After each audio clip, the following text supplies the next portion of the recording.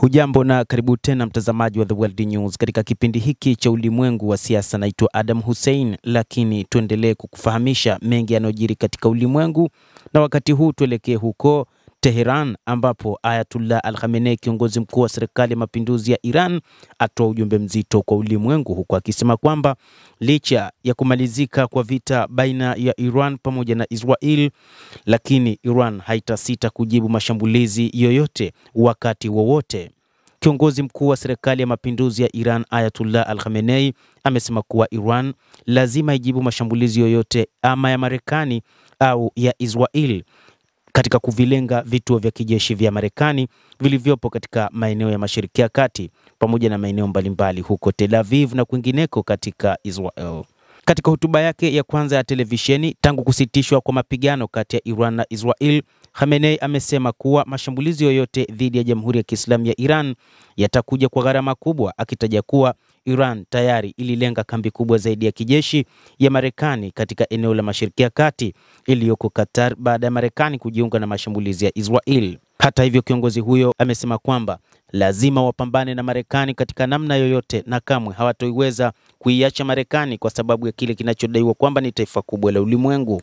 Lazima tutajibu, lazima tuhakikishe Iran inakuwa salama wakati wowote. Kama ilivyokuwa katika kauli zake zilizotolewa zaidi ya wiki moja iliyopita wakati wa siku 12 za mashambulizi ya Israel, akizungumza kutoka eneo lisilojulikana mbele ya pazia yenye rangi ya kahawia kati ya bendera ya Iran na picha mtangulizi wake Ayatollah Ruhollah Khomeini.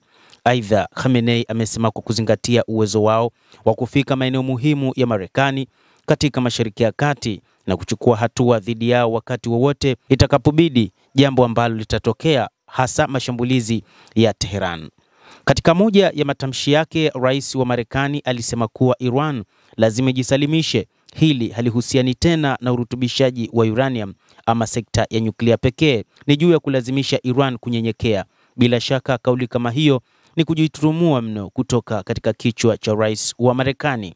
Rais wa Marekani Donald Trump alipoulizwa siku ya Jumatano iwapo Marekani ingeshambulia tena Iran, alijibu ndiyo, ikiwa Iran itatengeneza upya mpango wake wa kurutubisha madini ya uranium. Huku hayo yakijiri, mamlaka ya Iran yenye jukumu la kuidhinisha sheria imepitisha mswada wa kusitisha ushirikiano na shirika la kimataifa la nishati atomiki IAEA siku ya Alhamisi, ikieleza kuwa sababu ni mashambulizi ya hivi karibuni ya Marekani na Israel dhidi ya Iran.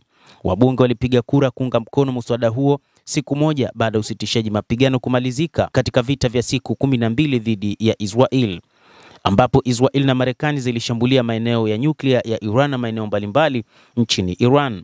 Akizungumza na kituo cha televisheni cha serikali cha Iran IRNA, msemaji wa chombo hicho kinachofahamika kama Baraza la Katiba, Tabaz Nazif, amesema mswada huo ambao sasa utawasilishwa kwa Rais Masoud Pezeshkian kwa idhini ya mwisho utairuhusu Iran kufaidika na haki zote zilizoidhinishwa chini ya mkataba wa kuzuia kuenea kwa silaha za nyuklia NPT, hasa kuhusu urutubishaji wa urani. Tangu kuanza kwa vita tarehe 13 Juni, maafisa wa Iran wameikosoa vikali IAEA kwa kushindwa kulaani mashambulizi hayo. Aidha, Iran imekosoa azimio lililopitishwa na shirika hilo ambalo lilishutumu Iran kwa kutotimiza majukumu yake ya nyuklia.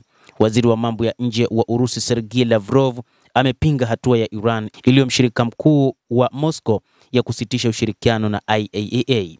Mtazamaji wa The World News, endelea kutufuatilia na nikusihi tu usisahau kulike, usisahau kucomment, kadhalika na kusubscribe channel yetu hii ili upate habari hizi kwa mapana hapa The World News.